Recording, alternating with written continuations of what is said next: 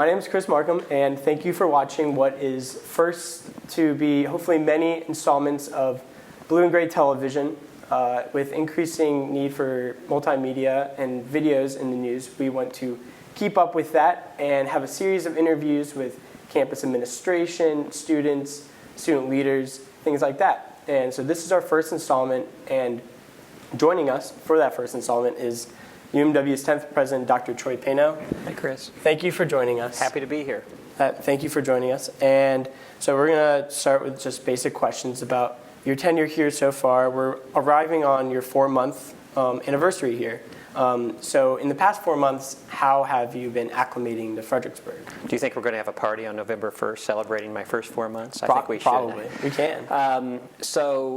Arrived just a little over 4 months ago into Fredericksbrug and spent much of the summer just trying to figure out the one-way streets in downtown Fredericksbrug and letting my dog Oscar get acclimated to Brompton and trying to get moved in, getting to know people on campus who work here before the students arrived. And so that was kind of the first 2 months of my tenure would be around that.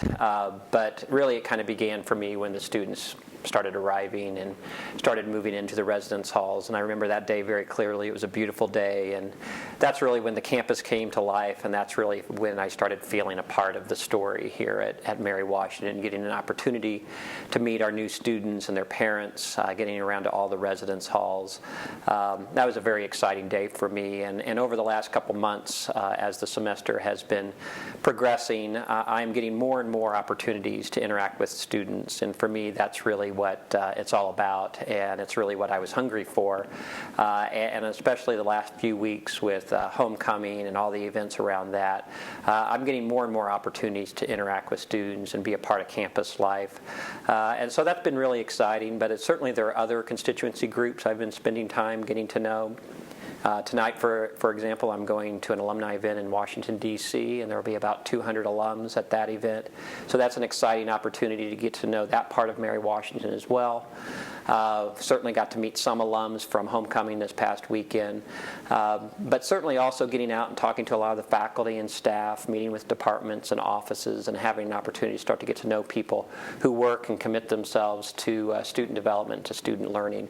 So it's been an exciting time for me, and everything that I thought was true about Mary Washington before I arrived here has been affirmed. It is certainly true. There's a real sort of depth to this place, and I just really appreciate how much people care about Mary Washington, but most importantly care for each other, and that's what I've been most impressed by. Yeah, and you were president for Truman State for 6 years, and from what we can tell, you had a pretty good relation with the students there. When you left, everybody seemed very sad. So what were those last few weeks at Truman like for you and your family as you made the transition? Chris, it was very emotional. One of the things that I do, I think that I did there, and I hope to do here as well, is lead with my heart. And a lot of that is about developing relationships and caring deeply about the students who are there, but also the people who work there. And so I formed a lot of very close relationships, certainly with students. That was a part of it, but also with people I worked with every day and people in the community. It was a small town, and so it was a real kind of family feel to the place, not unlike Mary Washington. And so, whenever you're saying goodbye and you're closing a chapter in your life, it's very emotional. So that was the last few months and the last few weeks. A lot of mixed emotions. Certainly excited about what lies ahead and my opportunity here at Mary Washington, getting to know people, but also very sad about saying goodbye to people who I care deeply about. And certainly the students were at the top of the list for me because they accepted me, they embraced me, and I had an opportunity to really get to know them and become a part of their life. And so, but the great thing is that I've sensed the same type of students here at Mary Washington who are really here because they care deeply about building relationships and being a part of a community, and that's what I'm about, and that's what I had at Truman, but I know it's also what I'm going to have here at Mary Washington. Mm-hmm. And you hit the ground running when you started. Within the first few months you were here, you made the move to increase teaching faculty salaries by 2.5%. And that was one of the priorities of the year as faculty kind of raised their issues about that. What other short-term goals do you have planned out for this year, next year? Yeah, so back in August, I went to a Board of Visitors retreat, a retreat with the board in Roanoke, and we spent a couple days talking about that very thing in terms of what should be the priorities, the short-term priorities in year one to get my presidency launched. And we came up with about 9 different, I don't think I can remember all of them, but I can mention a few of them that I think are critically important. One is thinking about financial sustainability. How are we going to be fiscally responsible moving forward, understanding and recognizing that the Commonwealth is probably not going to give us a lot more money over the next 5, 10, 15 years. So unfortunately, we're going to have to become more self-sufficient in terms of how we operate the university, take greater responsibility for things like pay raises, but other things too that we're going to have to take some responsibility for. I mean, little things, they're not little at all, but they might seem little. Things like making sure that we replace our computers in a timely fashion and getting ourselves on a computer replacement cycle. So part of my priority is working with the leadership team, the cabinet, on developing a budget for next year, fiscal year 18, that puts us on a path of financial sustainability. Another is to come up with clear indicators for what does success look like at Mary Washington. Really come up with the things that you would look at when you ask, are we making progress? Are we becoming the Mary Washington we want to be, that we aspire to be? What does that look like? So having the discussion with the leadership team, with the faculty, with staff, and with the board about what do we look at when we think that we're making progress? Or what do we look at when we think, uh-oh, we got some challenges, we better work on that, we're not where we want to be. Things like retention rates, graduation rates, but a lot of other indicators. So that's part of it, is building what we call a dashboard of indicators. And then thinking about, what institutions across the country do we look at to compare ourselves to? We work we work within a marketplace here in Virginia, but we also want to look nationally at other schools that we think are comparable or that we think give us a good benchmark onto whether or not we're being successful. So that's part of it as well. But you touched on another one, and that is beginning to address the salary issue, certainly on campus. One of the things I've learned in Virginia since arriving here is that as president, I don't have complete authority on giving pay raises to the employees here at Mary Washington. The Commonwealth reserves the right to give pay raises to those classified staff. So we were only able to give a bonus to those employees and not give them an across-the-board base increase to their pay. However, we do have some authority as it relates to faculty, so we did make that initial step. But that's really only the first step in what I think will be many steps to address some of our salary issues. We're not as competitive as we want to be in our ability to recruit and retain high-quality faculty. We also seen here in the Fredericksbrug region a change in the cost of living as housing market and real estate has gone up significantly with the growth in population as Northern Virginia has kind of moved southward to engulf Fredericksburg. Housing prices have gone up significantly, making it really difficult for our faculty and staff to live on the wages that we currently pay them. So that will continue to be a priority now and on into the future. And then, of course, I inherited a strategic plan that was created last year, and one of the things is to look at that strategic plan, set priorities. What can we do in the short term? What will we have to do maybe over the next 3 to 5 years? So we're looking at those things, but I see we're searching, for example, for an executive director of continuing education professional studies. One opportunity for growth at Mary Washington is looking at graduate programs, continuing education opportunities, and connecting with the regional economy. The partnership we have with Mary Washington Healthcare is a classic example of that, where they helped us get a nursing program off and running, and now by fall of 2018, we hope to have a master's in nursing off the ground and running. And it's really because of that collaboration and partnership with Mary Washington Healthcare that that's possible. So we're going to be looking for more opportunities to partner, whether it's with military bases, nonprofits, companies, and the like, to develop some programming that meets some regional economic needs as well. Mm-hmm. What are some other long-term goals you have? Hurley, during his 6 years, had a big emphasis on constructing. He oversaw a lot of important buildings, the University Center, the Convergence Center, which we are in currently and is named after him. Do you have any long-term ideas of physically what the campus could look like differently at the end of your tenure? I want to build the Paino Divergent Center. No, I'm just kidding. I think that we'll have to continue to focus on capital improvement for sure, to be competitive, but also to offer a proper learning environment for our students. We also have to balance that certainly with debt management, because in constructing some of the facilities, you have to go into debt to do so. So you have to think about, what type of debt do you want to take on, because that's certainly, the more debt you take on, the more you have to repay that over the course of a fiscal year. Which crowds out other needs that you have to meet in the budget. So we have to balance out those needs. But where I really see our priority over the next 5 to 10 years in terms of construction is addressing residence halls.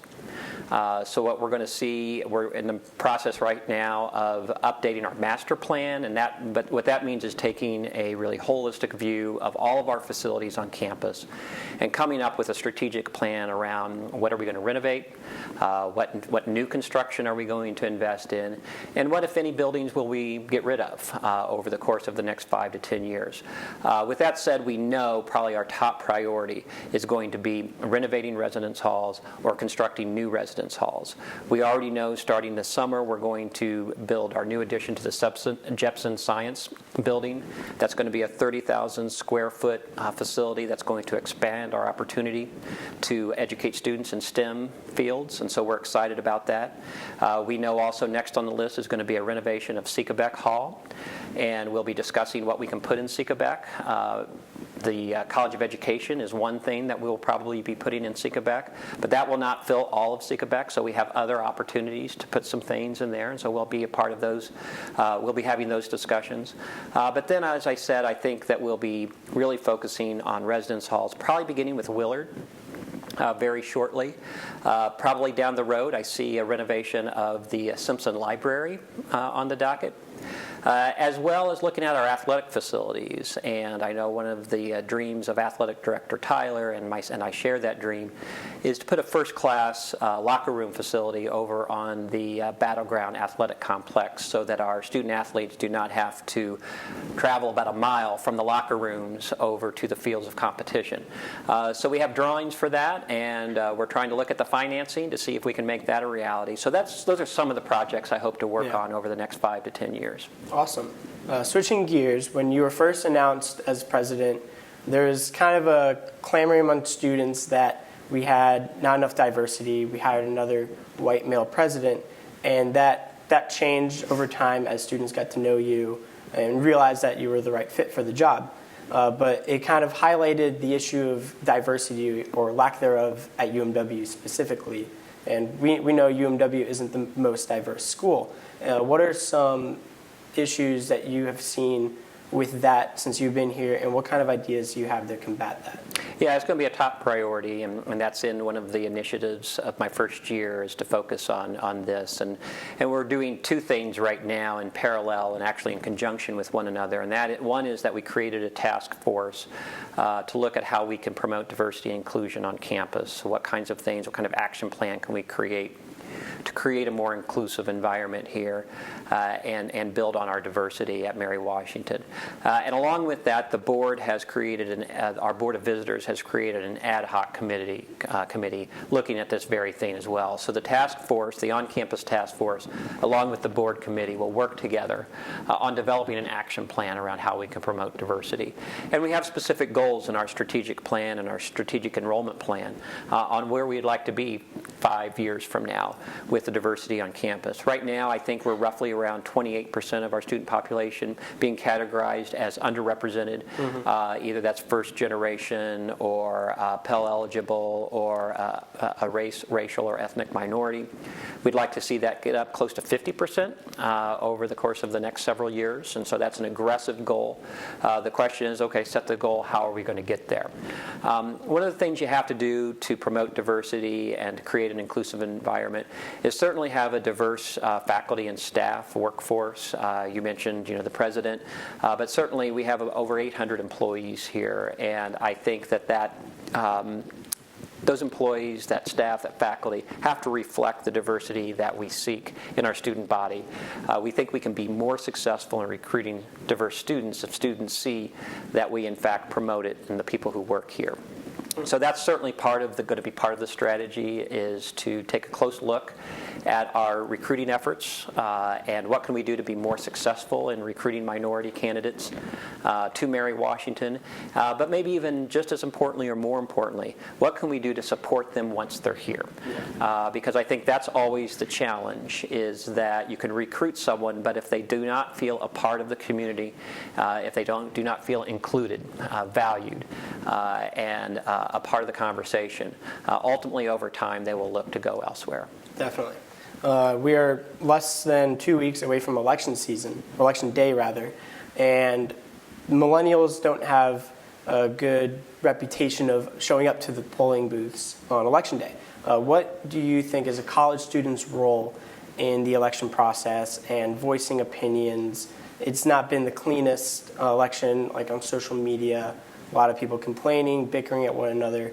What do you think is a healthy way for young voters to get involved in the democratic process? Well, I hope that young voters aren't discouraged by this particular election or campaign season.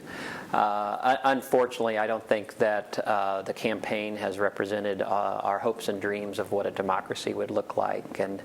But I think that what it highlights is the need for people to be involved in that process.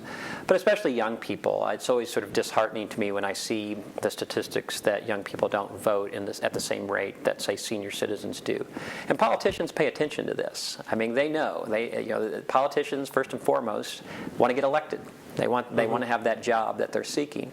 And so they look at the voting trends, and they see the constituency groups that vote and turn out, and they will cater to them. And then public policy will follow. And what we've seen over a generation is the taking away of resources from the younger generation in the form of things like support for higher education and access to higher education, and it's been reallocated to senior population, and in the form of things like Medicaid, Medicare, Social Security, and the like. And that is unfortunate.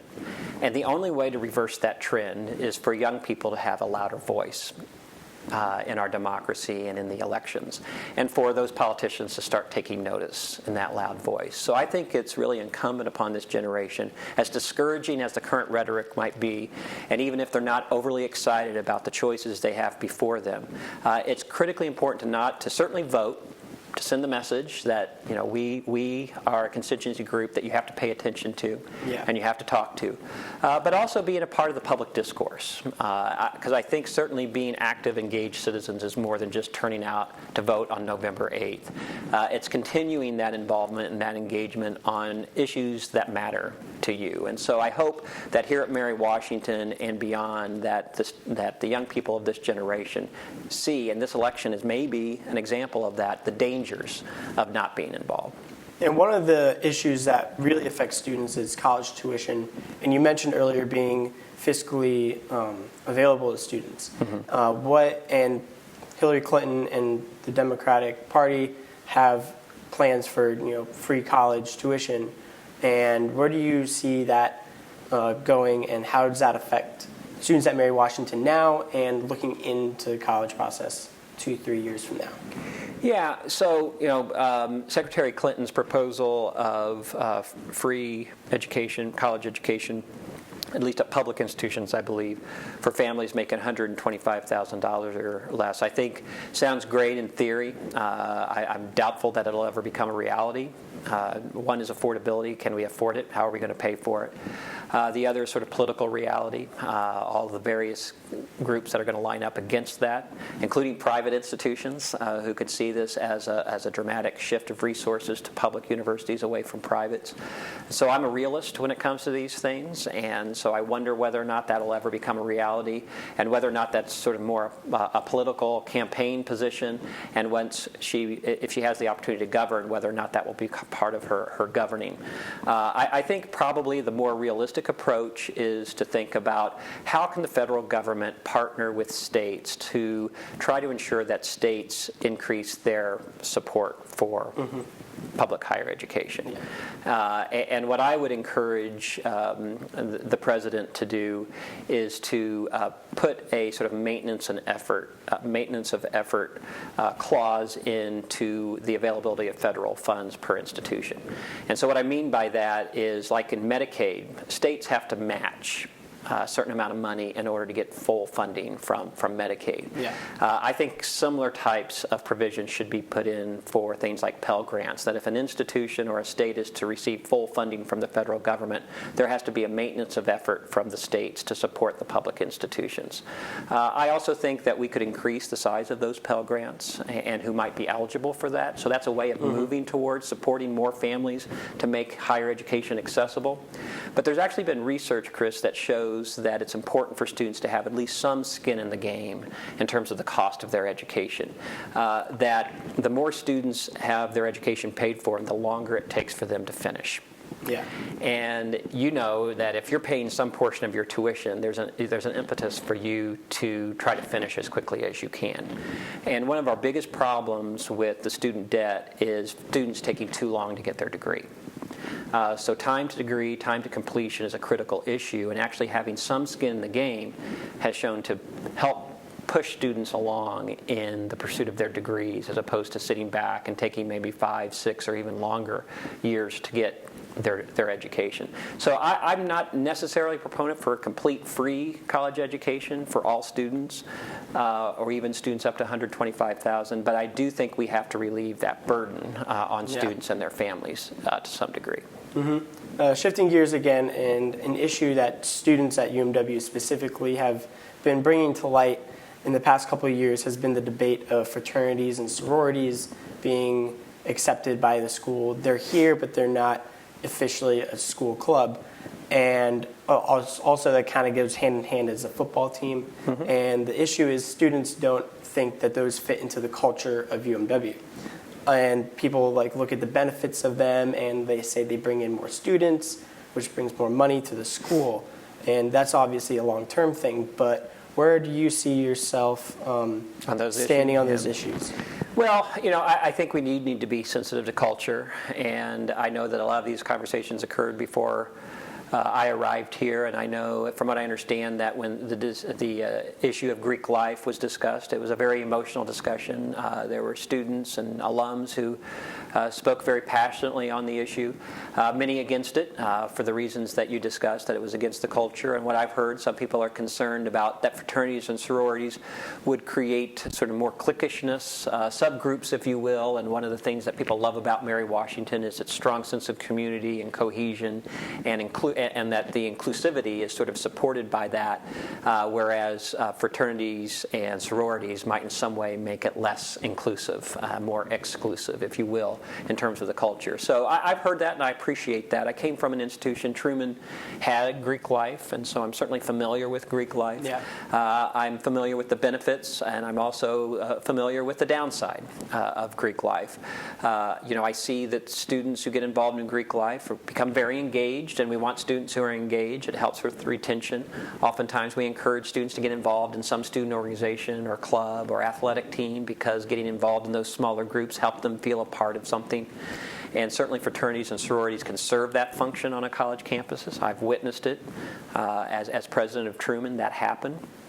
But I've also seen the downside of what happens in Greek life sometimes, and some, there are good fraternities and there are bad fraternities. There are good sororities and bad sororities, and a lot of it depends on the culture of those houses and what happens within those organizations and the leadership of those organizations. So I've seen the dark side, I've seen the good side of Greek life. Pros and cons in terms of letting them sort of be their own independent units and not under the auspices of the university. Some would argue that bringing it into the university allows more oversight of what might happen in those fraternities and sororities, and gives the university a little bit more leverage to make sure that they're good actors in terms of making sure that they don't do hazing or other types of acts that we would find contrary to our institutional values. But again, once you take on that responsibility, you also take on some liability for that. So when a fraternity or a sorority goes rogue and does something that could be an embarrassment to the university, if it's under the auspices of the university has to own it to a degree and take responsibility for it. So it cuts both ways. I'm always open to conversations about things like Greek life or football. It's not in my year one priority. When I got here and I discussed what I should be focusing on year one, we all agreed that issue of Greek life and football would probably be a distraction in year one. I had so many other things I had to tend to, many financial in nature, that were so fundamentally important and more immediate, creating a vision for the university where we want to go, that probably getting into that quagmire would have been counterproductive. But probably, Chris, as I move on in my presidency, we'll certainly take a look at these issues. Football, I know that that's something, and even at homecoming, I had some students who wanted to engage me in the conversation, hey, are we going to bring football here?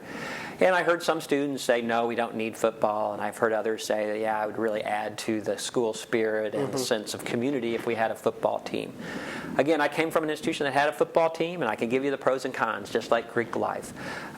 Football programs are very expensive, and so you have to be willing to commit to those resources of a football team. But football teams can also help in some respects. We know that one of our goals in our strategic enrollment plan is to increase the male population here at Mary Washington. And one way of doing that certainly is to have a football team, and where you have 100 or more student athletes, male student athletes, who would be coming to play football. Certainly some would believe that would help campus life and school spirit by having that team represent the university on Saturdays. And certainly you can, especially under the Division III model, generate some revenue from those additional students who might be coming here because of football that might be able to cover the cost of it. But I've also seen football becoming the tail that wags the dog, especially within an athletic department. We have a wonderful athletic department. We're having tremendous success in all of our teams this fall. I just saw that our current collective record here this fall is 58-14-2. Amazing record. Volleyball team is doing real well. I think 25-2 the last time I checked, and I think getting close to the top 10 in the country in terms of their national ranking. 12th, so getting recently, close. Yes. All right, so doing real well, as are all of our teams, doing really well. And then we had a great homecoming weekend. And if you brought a football team in, that would change the dynamic of the athletic department. And so we'd have to ask that question, because it does, with Title IX, we would have to think of the balance between male and female. And when you bring in a sport that has about 100 male student athletes, what does that do to other sports? Would we have to get rid of other male athletic teams in order to make that balance? Or would we have to bring in additional women sports in order to keep our Title IX balanced? So there are a lot of unintended consequences that we'd have to look at. Probably what I'll do, Chris, at some point down the road, and maybe it'll be in year 2 of my presidency, is probably create a task force to study the issue. So that if we're going to make a decision on something like that, at least we have all the evidence. We know what the costs are, we know what the possible benefits are, we know the upside, we know the downside. So we make an educated decision on it, and we know exactly what we're doing before we make it. And these are some of the issues you said are better addressed later in your tenure. Yes. And give us a guesstimate as how long that would be. You described being president of UMW as your capstone experience to the Freelance Star. Can you elaborate on that and give a gauge on where this fits into your career and how you see yourself fitting in to the history of Mary Washington decades down the road? Where do you want to leave your mark? Well, one thing I've learned in life is to never be certain of your plans, because you just never know, as I know all of you will experience through your lives, is that you have to adapt, and sometimes life intervenes and changes the best made plans. And so I can't tell you with great certainty how long I'll be at Mary Washington. But I can tell you what my intentions are as I come here, and as I'm now 4 months into my tenure. You're right, I have described it as my capstone experience. I hope Mary Washington benefits from a life and a career and experiences that have been devoted to a public liberal arts education. Both as I was a lawyer, I was a faculty member, I was a dean, I was a provost, I've been a president elsewhere at another public liberal arts institution. And through all of that, I've gained a lot lot of experience, and it's my hope that I can bring all of those experiences to bear in my leadership of Mary Washington. And I'm going to throw everything I have into it, my heart, soul, my mind, everything I have, I'm going to throw into Mary Washington to try and make it the university that we all want it to be and that it aspires to be. How long that will be is anyone's guess. I can tell you I'm 53 right now. And, I would hope that it is my capstone experience in terms of my professional life. That doesn't mean I might not do something else professionally after Mary Washington, but this is it, for me in terms of probably being an administrator and a leader in higher education. I've always dreamed that when it was over that maybe I'd have an opportunity to return to the classroom, return to writing, and maybe that's something down the road that I can do well into my 60s and 70s. But I would hope that at least for the next decade, if not longer, I could be the leader of Mary Washington. But just as was the case at Truman, I think you always have to listen and reflect and ask, am I doing good? Am I helping? Yeah. And when I feel that I am no longer helping Mary Washington, I hope I have the wherewithal. I hope I have the ability to look at myself and also listen to others who are close to me to know when it's time. But I hope that time is well down the road. Mm-hmm. And I'll leave you with this last question.